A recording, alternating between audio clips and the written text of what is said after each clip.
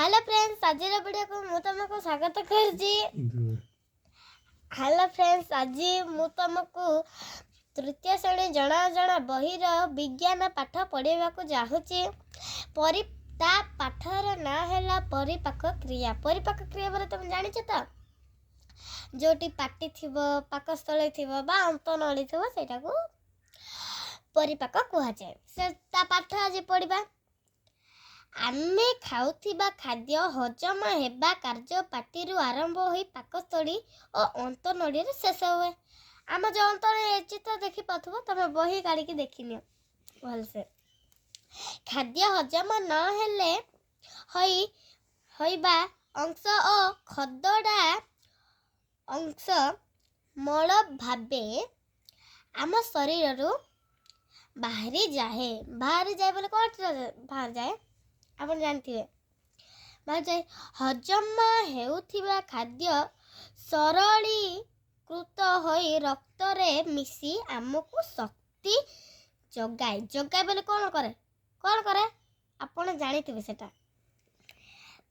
एही परिपाक क्रिया को कहा कुहा जाए ताहा हेले परिपाक क्रिया भाग नेउथिबा अंश गुड़िक नाम चित्र देखी लेख। खाद्य जाए कौन जाए पाटी को जाए तापर कौन जाए पाकस्थली को जाए तापर जाए अंतनली तापर जाए क्षुद्रांत तापर जाए बृहतंत्र तापर जाए मल द्वार पर जान्छ ना जान्छ। हेलो फ्रेंड्स दर्शक बंधु आज वीडियो स्टार्ट करबा। से वीडियो करो।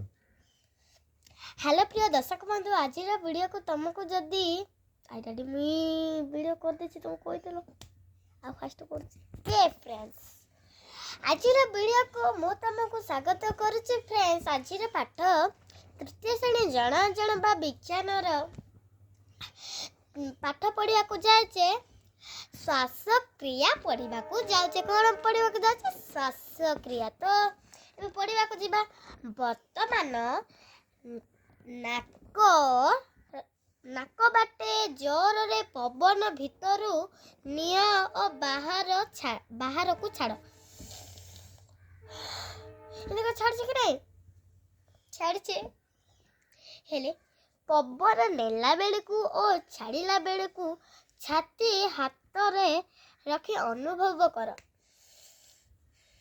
अनुभव कर अनुभव कर कौन अनुभव कल छाती फुली उठिला ओ पुणी संकुचित हैला। संकुचित बोले कौन इबा में इते उठी जासे संकुचित जासे सेड़ा कहबे संकुचित। ताहाले नाक बाटे पवन शरीर केउठाकू गला ओ केउठारू बाहरी आसला सेड़ा। आम छाती भितर दुईटी थाली अच्छी। थाली बोले एबे एक चित्र देखतो अच्छी छाती सेही थाली द्वार को फुसफुस कहू। फुसफुस बोले आम भाषा रे फुसफुस कहू। ताहा भीतर को पवन ओ नाक ओ श्वास